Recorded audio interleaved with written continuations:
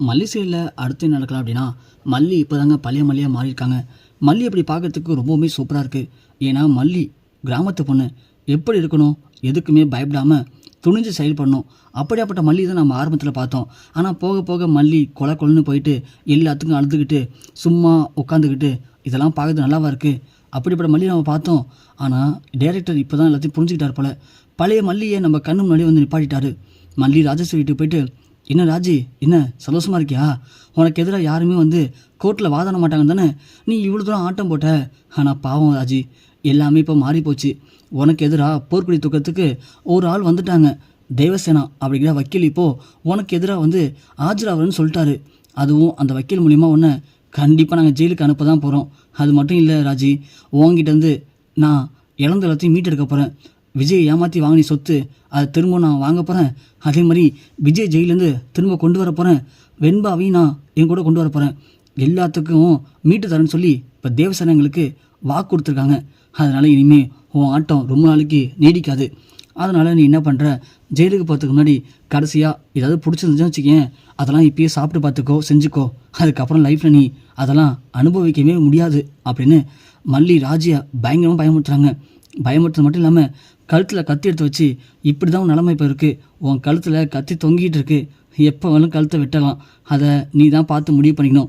நீயா வந்து நான் பண்ண தப்பெல்லாம் ஒத்துக்கிறேன்னு சொல்லி நீயாவே எங்கள்கிட்ட வந்து சரணடைச்சிட்டானா நீ தப்பிச்சுக்கலாம். இல்லைன்னு வச்சுக்கேன், கண்டிப்பாக நீ ஆயுசு முழுக்க ஜெயிலில் கழிசொல் சாப்பிட போகிறது உறுதி தான் அப்படின்னு சொல்லிட்டு மல்லி அங்கேருந்து போயிடுறாங்க. ராஜிக்கு என்ன பண்ணுறதுன்னு ஒன்றுமே புரியல. ராஜி பயந்து போய் நிற்கிறாங்க. மல்லி சொல்லலாம் வச்சு பார்க்கும்போது அந்த தேவசேனாவுக்கு நமக்கு ஏற்கனவே சின்ன பிரச்சனை இருக்குது. நான் வேறு தேவசேனாவை கை நீட்டு அடிச்சிருக்கேன். அந்த தேவசேனா இப்போ என்ன பண்ண போகிறா, அவள்கிட்ட நம்ம எப்படி தப்பிக்க போகிறோன்னு தெரியலையே. ஒருவேளை மல்லி சொல்கிற மாதிரி அந்த தேவசேனா எல்லாத்தையும் நிரூபித்து நம்மக்கிட்ட சொத்தெல்லாம் பிடிங்கிடுவாளோ, அப்போ நாம் ஒன்றும் இல்லாமல் நடுத்தருக்கு போயிடுவோமோ அப்படின்னு மல்லி சொன்னதுக்கு நம்பி ராஜி பயந்து போயிருக்காங்க. இது ஒரு பக்கம் இருக்க, நம்ம அன்னபூர்ணி ஒரு பிளான் பண்ணியிருக்காங்க. என்னன்னா, வெண்பாவை கோயிலுக்கு வர சொல்லி நம்ம அன்னபூர்ணி சொன்ன மாதிரி வெண்பா அடித்து பிடிச்சி நிஷாவை பேசி கோயிலுக்கும் அழைச்சிட்டு வராங்க. வெண்பா கோயிலுக்கு அன்னபூர்ணி மல்லி அழைச்சிட்டு போகிறாங்க. ஆனால் மல்லி சும்மா இல்லாமல், ஏன் பெரியமா இப்போ கோயிலுக்கு போகிறோம், என்ன ஆச்சு, எதுக்காக திரும்ப கோயிலுக்கு போகிறோம் சொல்லுங்கள் பெரியமா. ஐயோ மல்லி, நான் சொல்கிறது கேளு மல்லி, நீ கோயிலுக்கு வந்து பாரு. நீ மட்டும் கோயிலுக்கு வந்து பார்த்தேன்னு வச்சுக்கேன், பெரியமா ரொம்ப சூப்பர் பெரியமா அப்படின்னு என்னை தூக்கி 4 சுற்றி என்னை இடுப்பில் வச்சுக்கிட்டு எனக்கு முத்தம் கொடுப்ப. அந்த அளவுக்கு நான் சூப்பரான விஷயம் பண்ணியிருக்கேன். பெரியமா என்னை விளையாடுறீங்களா? ஏன்டி என்னை தூக்க முடியலன்னு சொல்லிட்டியா? இங்கே பாரு மல்லி, நான் ஒன்றும் ரொம்ப வெயிட்லாம் இல்லை, உன்னை விட கொஞ்சம் வெயிட்டு கூட, அவ்வளோதான். அதுக்குன்னு என்ன அப்படி பார்க்குற? ஐயோ பெரியமா, என்னன்னு சொல்லுங்கள் பெரியமா, என்ன பண்ணியிருக்கீங்க, யார் இருக்கா இங்கே? நீ வா காட்டுற மல்லி, அது சஸ்பென்ஸ், இங்கே வா அப்படின்னு அன்னபூர்ணி அழைச்சிட்டு போகிறாங்க. பார்த்தா நம்ம நிஷா நம்ம வெண்பா அழைச்சிட்டு கோயிலுக்கு வந்திருக்காங்க. அதை பார்த்ததும் மல்லி ஒன்னே, பெரியமா வெண்பாவா? ஆமாம் மல்லி, வெண்பா பார்க்க தான் நீங்கள் அழைச்சிட்டு வந்தேன். சரி உடனே அன்னபூர்ணி சவுண்டு விடுறாங்க. லைட்டாக சிக்னல் கொடுத்ததும் நம்ம வெண்பா நிஷா விட்டு வெளியே வந்துடுறாங்க. வெளியே வந்ததும் வெண்பாவை அழைச்சிட்டு ஒரு ஓரமாக போயிடுறாங்க. அன்னபூர்ணி ஓரமாக போனதும் மல்லி வெண்பாவை கட்டி பிடிச்சி முத்தம் கொடுக்குறாங்க. வெண்பா என்னை மன்னிச்சிருமா, நான் இருந்துமே ஒன்று அம்போன்னு விட்டுட்டேன். நீ இப்போ அங்கே போய் மாட்டிக்கிட்டு என்ன பண்ண தெரியுமா கஷ்டப்படுற, அதை நினைக்கும் போது எனக்கு ரொம்ப கஷ்டமாக இருக்குமா. சாரி வெண்பா, என்னை மன்னிச்சிரு வெண்பா, மல்லிமா பண்ண தப்பு தானே அப்படின்னு சொல்லி மல்லி மன்னிப்பு கேட்குறாங்க. வெண்பா ஒன்னே, என்ன மல்லிமா நீங்கள் என்ன தப்பு பண்ணீங்க, நீங்களே பாவம் தானே, அதெல்லாம் ஒன்றும் இல்லை மல்லிமா, இப்போ என்ன உங்களுக்கு பிரச்சனை சொல்லுங்கள், எல்லாத்தையும் நான் சரி பண்ணுறேன் அப்படின்னு சொல்லி வெண்பா சொல்ல, மல்லி ஒன்னே, இல்லை வெண்பா, எல்லாத்தையும் சரி பண்ணுறதுக்கு நான் முடிவு பண்ணிட்டேன். நல்ல லாயரை பார்த்துட்டேன். லாயர் கண்டிப்பாக உங்கள் அப்பாவை வெளியே கொண்டு வந்துடுன்னு சொல்லியிருக்காங்க. அது மட்டும் இல்லை, அந்த ராஜி பண்ண எல்லா தப்புக்கும் ராஜேஸ்வரிக்கு சரியான தண்டனை வாங்கி தரேன்னு அந்த லாயர் சொல்லியிருக்காங்க. நான் பார்த்துக்க லாயர் ரொம்ப பெரிய லாயர் வெண்பா, அதனால் கண்டிப்பாக அவங்களால நமக்கு நல்லதான் நடக்க போகுது.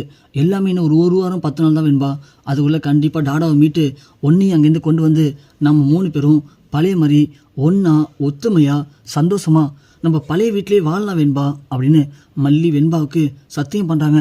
அதுக்குள்ளே நிஷா இங்கே வெண்பாக்காரன்னு தேட ஆரம்பிக்கிறாங்க. வெண்பா வெண்பா, ஐயோ வெண்பா எங்கே போனேன்னு சொல்லி கோயில் ஃபுல்லாக தேடுறாங்க. வெண்பாவை காணும். காமன் சவுத்தில் வந்து நின்றுட்டு நிஷா உடனே கதிரேசனுக்கு கால் பண்ணுறாங்க. கதிரேசன் ஃபோன் எடுத்து, சொல்லுமா நிஷா.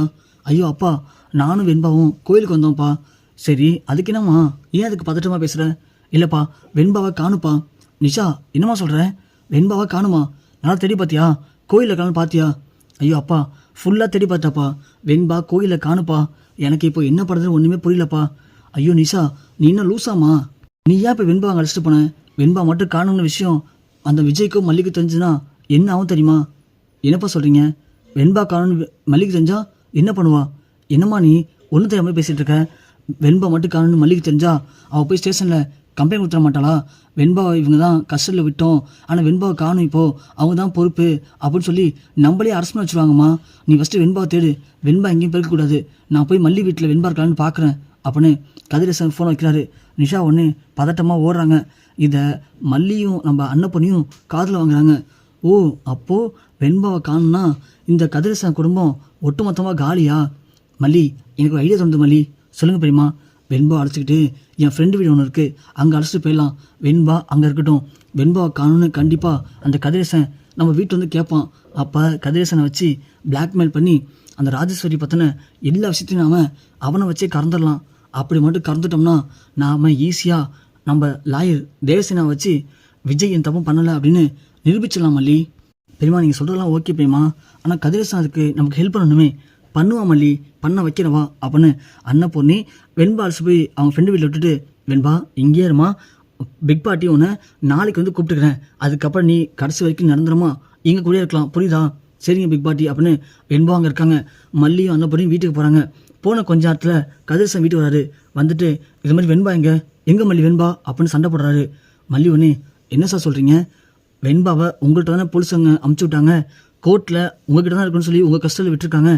உங்கள் கஷ்டம் இருக்கிற பொண்ணை காணுன்னு இங்கே வந்து தர்றீங்க. இங்கே பாருங்கள், வெண்பா என்ன பண்ணீங்க சொல்லுங்கள்? பணத்துக்கு வெண்பா என்ன பண்ணிட்டீங்களா? நான் இப்பயே போகிறேன், கோர்ட்டில் போயிட்டு உடனே ஒரு மனு கொடுக்குறேன், கொடுத்து வெண்பா காணுன்னு உங்கள் மேலே நானே கம்ப்ளைண்ட் பண்ணுறேன் அப்படின்னு சொல்லி மல்லி கிளம்பவும் கதிரேசன் ஒன்று, ஐயோ மல்லி நில்லுமா, நீ ஒன்றே கோவப்படாத, இது வெண்பாவை காணும், அதான் ஒரு வேளை இங்கே வந்திருப்பான்னு பார்க்க வந்தேன் அப்படின்னு சொல்ல, இங்கே பாருங்கள் சார், நான் போய் இப்பயே கம்ப்ளைண்ட் பண்ண போகிறேன் அப்படின்னு மல்லி கிளம்புறாங்க. கதிரேசன் ரொம்ப கெஞ்சுறாரு. உடனே மல்லி சொல்கிறாங்க, இங்கே பாருங்கள், வெண்பா உங்களுக்கு கிடைக்கணும் அப்படின்னா நான் சொல்கிறத நீங்கள் செஞ்சு தான் ஆகணும். அந்த ராஜியை நாங்கள் பழி வாங்கணும்னு ஆசைப்பட்றோம். எல்லா பிரச்சனையும் காரணம் ராஜி தான். அவள் தான் இவ்வளோ பிரச்சனை உண்டு பண்ணுது. அவளை பற்றின சில விஷயங்கள் எங்களுக்கு தேவை. அதுக்கு நீங்கள் உதவி பண்ணுற மாதிரி இருந்தால் நான் இப்போது போலீஸில் போயிட்டு உங்களை கம்ப்ளைண்ட் பண்ண மாட்டேன். இல்லைனா வெண்பா காணுங்கிற விஷயத்த நான் இப்போது போலீஸில் கம்ப்ளைண்ட் பண்ணிவிடுவேன். இல்லைனா வெண்பா நாங்கள் பார்க்கணும் அப்படின்னு பர்மிஷன் கேட்பேன். அப்போ நீங்கள் பர்மிஷன் கொடுத்தாகணும், வெண்பா காட்டி தான் ஆகணும். வெண்பா காட்டலனா வெண்பாக்கு ஏதோ ஆச்சுன்னு சொல்லி நாங்கள் உங்கள் மேலே கேஸ் ஃபைல் பண்ணலாம். அப்படி மட்டும் ஃபைல் பண்ணி வெண்பா கிடைச்சா அதுக்கப்புறம் வெண்பா உங்கள் கூட இருக்கிறதுக்கு ஒத்துக்க மாட்டாங்க. வெண்பாவை ஈஸியாக எங்கள்கிட்ட ஒப்படைச்சிடுவாங்க. இதெல்லாம் நடக்கணுமா சொல்லுங்கள் அப்படின்னு சொல்லி மல்லி மிரட்ட கதிரேசனும், இங்கே பாருமா, அப்படிலாம் பண்ணிடாத, எனக்கு தேவை வெண்பா மட்டும்தான். வெண்பா என்கிட்ட இருக்கணும்னா நான் என்ன வேணும் பண்ண ரெடியாக இருக்கேன். உங்களுக்கு நான் என்ன உதவி பண்ணணும் சொல்லுங்கம்மா, நான் பண்ணுறேன். ஆனால் தயவு செஞ்சு வெண்பா மட்டும் ரெண்டு பிரிச்சாதீங்க அப்படின்னு கதிரேசன் கெஞ்சுறாரு. மல்லி ஒன்று ராஜ்ய பழிவாங்கத்துக்கு ஒரு திட்டத்தை கதிரேசன் சொல்கிறாங்க. நீங்கள் இதை பண்ணீங்கன்னா வெண்பாவை கண்டுபிடிச்சி ஒப்படைக்க வேண்டியது என்னுடைய வேலை அப்படின்னு மல்லி சொல்லும்போது கதிரேசனும் சரிம்மா அப்படின்னு சொல்லிட்டு அங்கேருந்து கிளம்புறாரு. மல்லி அன்னப்பொண்ணி 2 பேரும் யோசிக்கிறாங்க. பாத்தியா மல்லி, எந்த கதிரேசன் ராஜ் மூலியமாக நம்மளை பழிவாங்க நினச்சானோ அதே கதிரேசன் மூலியமாக அந்த ராஜேஸ்வரிக்கு நாம் யாருங்கிறத நிரூபித்து காட்டலாம் அப்படின்னு அன்னப்பொண்ணி மல்லியும் புதுசாக ஒரு திட்டத்தை போட்டிருக்காங்க. ஸோ வெண்பாவை இப்போ மல்லிக்கு கிடச்சாச்சு. கதிரேசன் மூலமாக ராஜியை ஒழிச்சுக்கிறதுக்கு ராஜி கதையை முடிக்கிறதுக்கு மல்லி அன்னப்பொண்ணி இப்போது புதுசாக ஒரு பிளான் போட்டிருக்காங்க. ஸோ ஒரே கல்லில் ராஜியை காலி பண்ணி விஜயை வெளியே கொண்டு வந்து வெண்பா கூட சந்தோஷமாக நிம்மதியாக ஒரே வீட்டில் வாழ்கிறது தான் மல்லியுடைய புதிய பிளானாக இருக்க போகுது. இந்த திட்டத்தில் மல்லி ஜெயிச்சு அவங்க ஆசைப்பட்ட மாதிரி 3 பேரையும் ஒன்றா சேர்ப்பாங்களா, இல்லை என்ன நடக்கலாம் அப்படிங்கிறத பொறுத்து வந்து பார்க்கலாம்.